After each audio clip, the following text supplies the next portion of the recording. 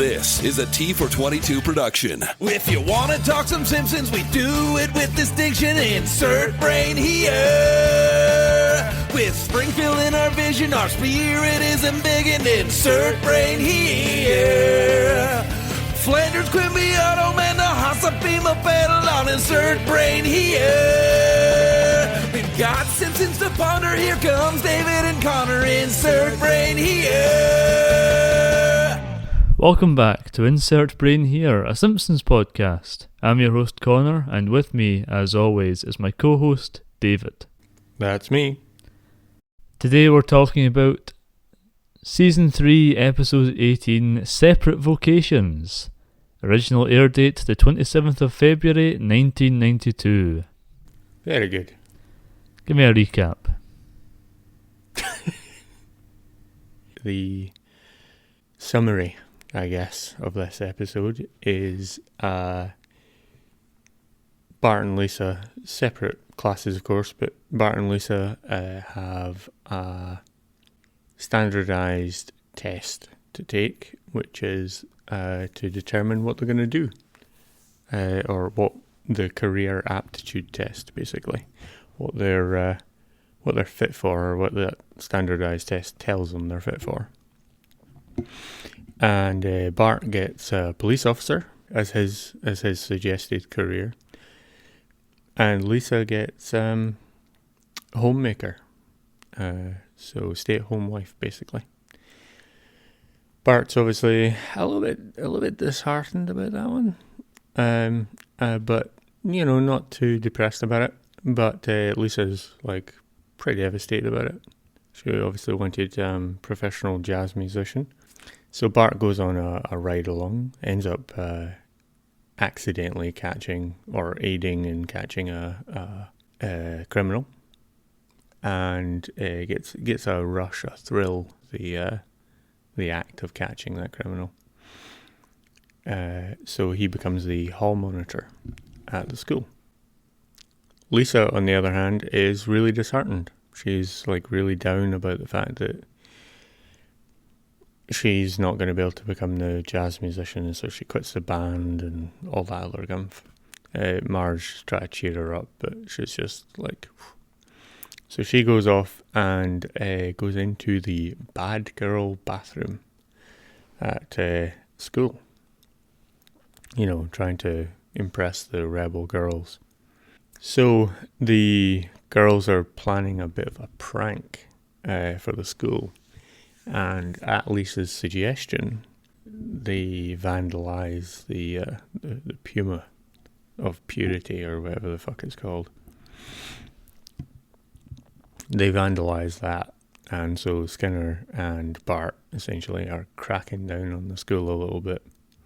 And then they pull another prank, they do some more, and they steal, Lisa particularly steals the teacher's copy of the curriculum books from all of the teachers. And so there's like mass panic in the teachers, and they're all searching. Bart and Skinner and everyone are all searching for the books, and just at the point where Lisa's about to get caught out, because they're doing locker searches, and they're coming up to Lisa's locker, which is full of those books. Bart takes the fall because he catches and finds out it's Lisa, and he takes the fall. And yeah, basically all is well again in the world of The Simpsons. That's pretty much it. It's pretty much the episode. So there you go, Connor.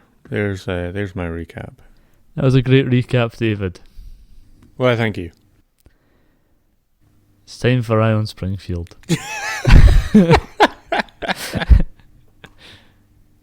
What did you think of this episode of The Simpsons, David? Did you enjoy it?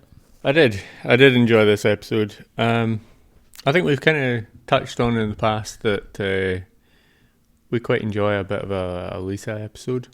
And a Bart episode, if it's a good one. And a Bart episode if it's a good It's one. a real coin toss. Yeah. Coin toss? Coin toss? Coin toss. What the fuck? I didn't even clock that was I called wrong. it a coin toss. No, a coin toss. Yeah. It's a real coin toss Aye. about those Bart episodes. Whatever. But I really loved this one. I thought it was interesting to take the established characters that Bart and Lisa have. Mm-hmm. Bart the Daredevil. Oh, it's the name of the episode. Yeah. Bart the, Aye. bad Daredevil. boy. Bart the bad boy, the rebel. Yeah. Bart's dog gets an F. That's the name of an episode. Yeah. Bart the scoundrel, and flip him into this weapon for good Mm-hmm. snitch. Yeah. And then to take Lisa, who's usually, I guess what you would call a goody two shoes. Yeah. And then flip her into this sort of bad girl. rebellious bad girl Yeah. type of character. Yeah. Well, David, it's time for da-da-da-da-da. Oh wait, I've been whistling it lately, haven't I? Yeah.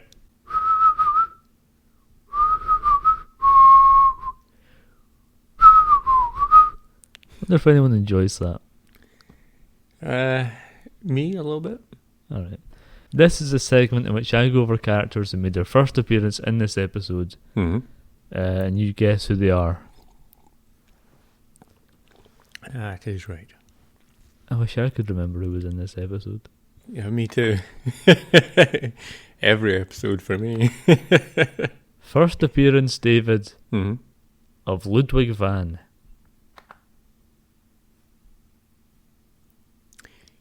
Are you cutting out Beethoven part of that? What? Are you cutting out Ludwig van's last name? Is that Ludwig van Beethoven? Ludwig van Beethoven is not in this episode. Oh, just Ludwig van. What are you talking about? Is this Beethoven? What do you? The Is composer. what Beethoven? David, this is Ion Springfield.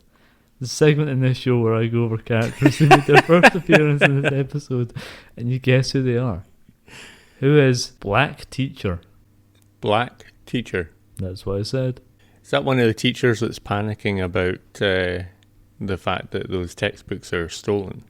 That is correct, David. Very good. Took me a bit. David, who is Donna? No, we haven't accidentally jumped into It's a Wonderful Life and it's Donna Reed, is it? No, we also haven't jumped into Twin Peaks and it's Donna Hayward. Well, that would have been my second guess. Of course. Donna, I don't know, man. Is that one of the other teachers that was panicking? Wrong-o. Very good. David, Donna is one of the edgy, smoking goth girls in the bathroom. Oh, I The one forgot with- they even existed. The one with the pink hair. David, who is Mr. Glasscock? Mr. Glasscock? That's what I said. I really hope it's one of the teachers. It is. Which Very one? good. Which one? I have no idea. Mr. Glasscock is the nervous teacher who comes back to teaching when Bart takes over his hall monitor and cleans up the school. Right. I remember now. David, who is hippie teacher? I guess that's the hippie style teacher, or the hippie dressed teacher that also is panicking about those textbooks missing. That's the one. Okay. No, he doesn't panic actually, he just starts teaching Yeah, the students sort about the of like 60s. aye. David, who is Emma? Is that one of the other girls from the edgy girls from the bathroom? Wrong-o. Okay. Emma's the big machine that counts the tests. So it is. Yeah, the old guy hits her and hits it and calls it to Emma. Yes. Yeah. Emma, old girl. Mm-hmm. David, who is Mr. Montone? I would imagine that that's one of the teachers. Wrong-o. All right. Mr. Montone is a criminal who appears in Bart's dream. Right. That. He's actually named? Yes, I didn't make that up. I got that from Simpsons wiki. Whew. I think someone says it in the courtroom. Right, okay. Huh. David, who is Tammy? That one, I feel like, is one of the edgy girls in the bathroom. That is correct, David. Right. That's the end of Eye on Springfield. How many did David get out of how many I said? I don't know. Someone tell us.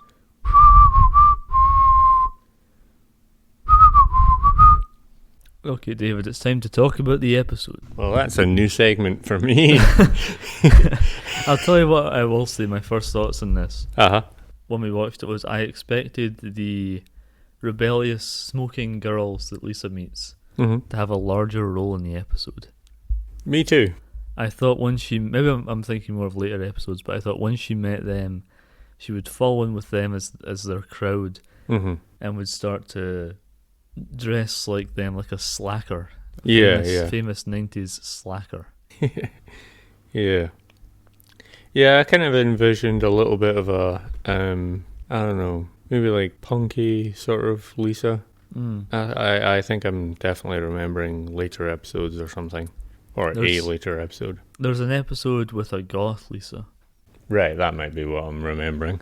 Maybe me as well, but it just feels like when they set up that she meets them and she's starting to rebel, it's like she's gonna go down that path and start hanging out with them and be friends with them.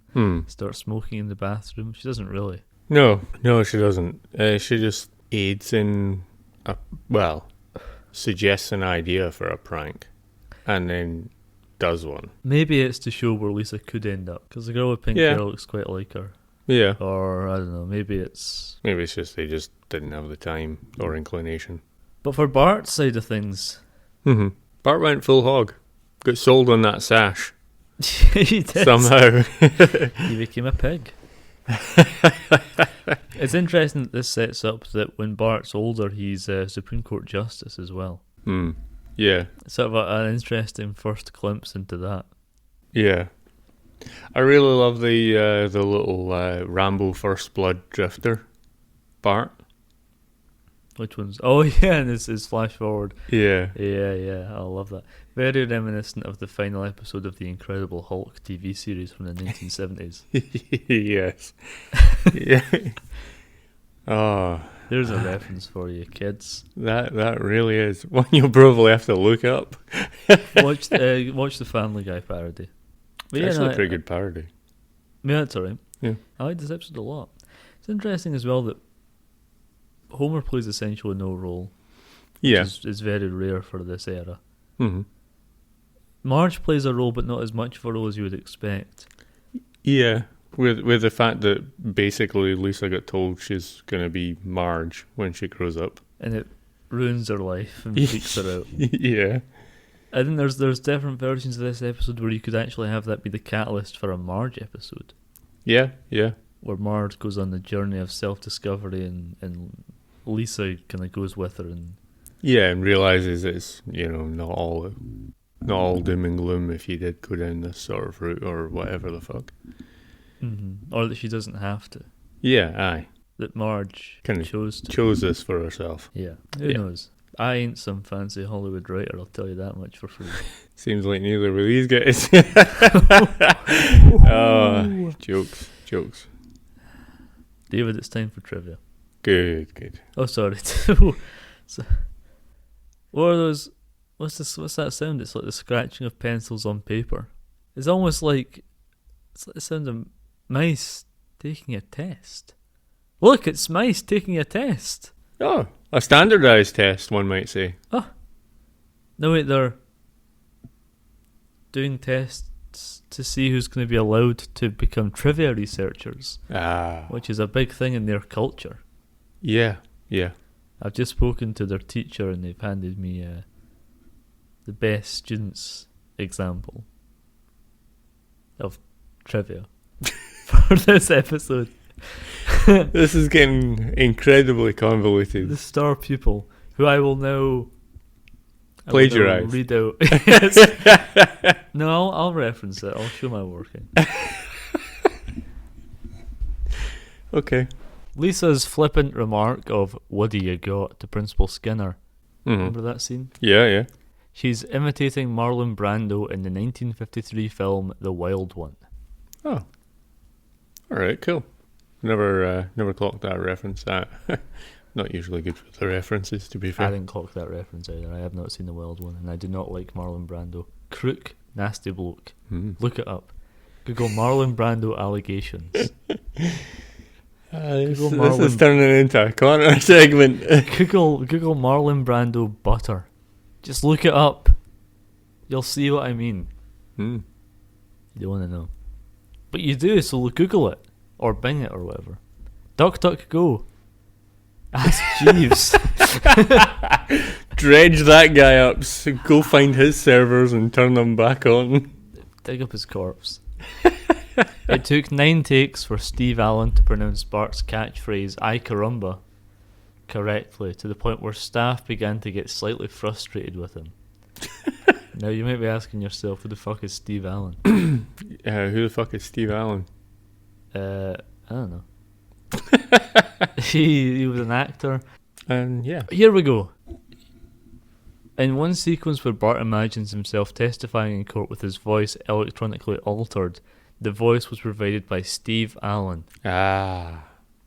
Matt Groening said he and some of the writers who were old enough to remember Allen's TV show from the 50s and 60s were thrilled to have him guest star.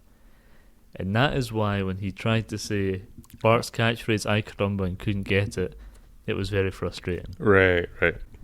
There was a discussion among the writing team whether the episode should end with a joke or have a sweet ending. How did it go again? It went with a joke like that. According to the quote by Mike Reese, it went with the better angles in our nature. What the fuck that means. Right. He went with the sweet ending of Lisa playing her saxophone for Bart. Yeah. The episode was inspired by vocational tests taken by several members of the show's staff when they went to school. Mike Reese was told he would become a librarian. Very good. Al Jean said one of the first things they sold us on doing this episode was the idea of Bart becoming a policeman. He said it was a funny, realistic depiction of what a kid like Bart might wind up to become, and it wasn't something you would immediately think of. Yeah. If any student at this school was to become a police officer, I would imagine it would be Nelson. Yeah. Or Kearney. Yeah. The song heard when Bart and Skinner searched through the lockers for the teacher's editions is a variation of Harold Faltermeyer's Axel F. from Beverly Hills Cop. Right. It was also heard in the episode Radio Bart. Nice. That's cool. Al Jean said that the episode was meant to deal with the emotion that many adults feel when they grow older and realise they are not going to achieve the dreams they once had. About how people in life cope with that problem. Maybe Lisa at 8 is a little bit young to worry about that, but that's what we were trying to explore here. Okay. She becomes president, so I don't know. She had I don't know what to worry the about, issue is. This episode features the first reference to Principal Skinner being a Vietnam veteran. Oh yeah, of course, because of the Puma. All the things I saw in Nam. All the horrors I saw in Nam, and this is the most... He says he saw horrific. some awful things in Nam. That's the one. The scene where Snake tries to run down Bart is based on the movie Christine, Right, the yeah. John Carpenter film. Yeah. Bart's fantasy of being a drifter and remarking that he was banished from a town by a sheriff is based on First Blood from 1982. There you go. I like First Blood. Yeah. Not so much Rambo 2 and 3. Yeah, they're alright, but First Blood's definitely the one I actually quite like. When Bart sees the closet of confiscated items, he exclaims, "Madre de Dios," which is Spanish for Mother of God. Right. Nancy Cartwright, who voices Bart Simpson, won an Emmy Award for Outstanding Voiceover Performance for this episode. Oh, okay. I think somebody wins an Emmy every episode of the fucking Simpsons. Every other episode, if not every episode, yeah. This is the episode which establishes that Mayor Quimby is a shameless womanizer. Oh, of course, yeah, because he's polling the electorate. I thought that was a very tongue-in-cheek fucking moment right there. Made me sick to my stomach, if I'm being honest with you. I don't know, I thought that was a little bit Saucy? risky. Yeah, it was a little saucy, a little risque. I imagine if that aired on Channel 4 before The Watershed, they'd get some complaints. I would imagine so. David, it's time for Who Complained and Why.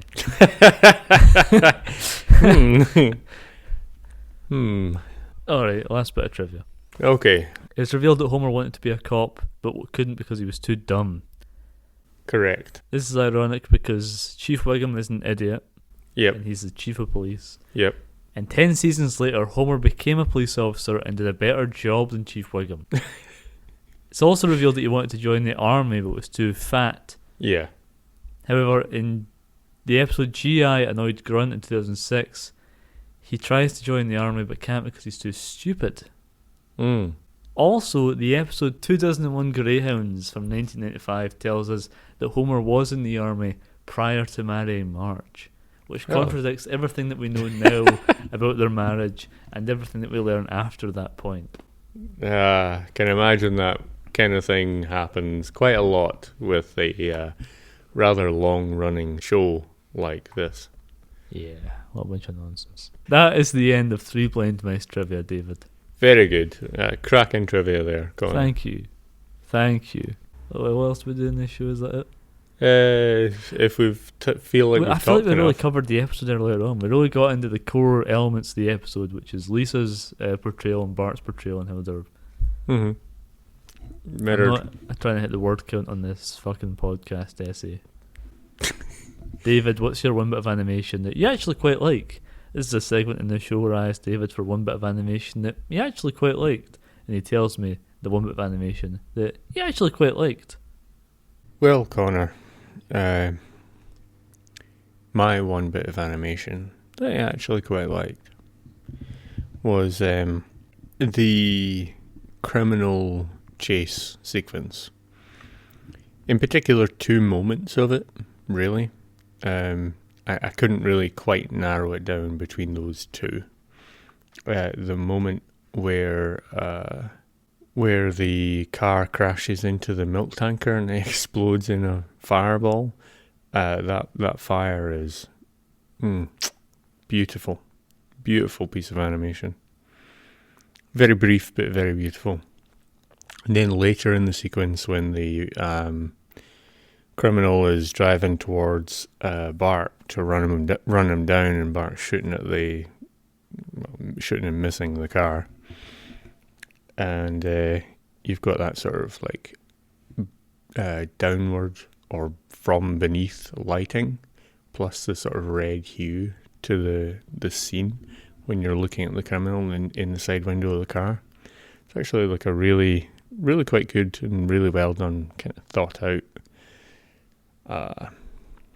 criminalizing visage, I guess, of that particular scene, making him look a bit more evil because of the fact that he's about to run down a 10-year-old boy. But anyway. That was quite a good bit of animation. Do you want to know what my one bit of animation that I actually quite liked was? No, Connor. No one wants to hear yours. Oh, you fucker. Well, David. Is that it? Yeah. I feel like there's more that we usually... I think there's another segment that's missing. We've got a lot. So, no. Not unless you managed to find a meme spot, and I didn't see any. Boy, I sure hope someone got fired for that blunder. Oh, that's what I'm thinking of. No to both. Yeah. This has been Insert Brain here, a Simpsons podcast. I've been your host, Connor, and with me, as always, has been my co-host, David. That's been me. What are we doing next week? Dog of Death. Oh, Original air date the 12th of March 1992. very good. You can follow us on Instagram at InsertBrainHerePod or on Instagram and Twitter at T422. Check out our website, insertbrainhere.podcastpage.io, and our YouTube channel, T422 Productions, where you'll find this show and our other podcast that we do, Movie House. Correct. We've done episodes of that on Alien vs. Predator, Beetlejuice, Joker 2019, Terrifier, The Lord of the Rings from 1978, The Wizard of Oz, Mm-hmm. Gladiator, and soon It's a Wonderful Life. Yeah, Or maybe that's already out. that might already be out. All sorts of stuff coming up there. So just check a bunch, it out. a bunch of them. Leave this podcast a review if you could. 5 stars, please. If you feel like it deserves it. No, it does deserve it. There's a moderate 4 amount. stars at least. Come Come on. on. Come on. Come on. Come on. We'll Smell you later. I can't even sync up that shit I'm glad every time we do that, I look at you and I go for minutes. We'll smell you later. Tatty bye. Ta. Bye. T for 22 Productions, honey boy.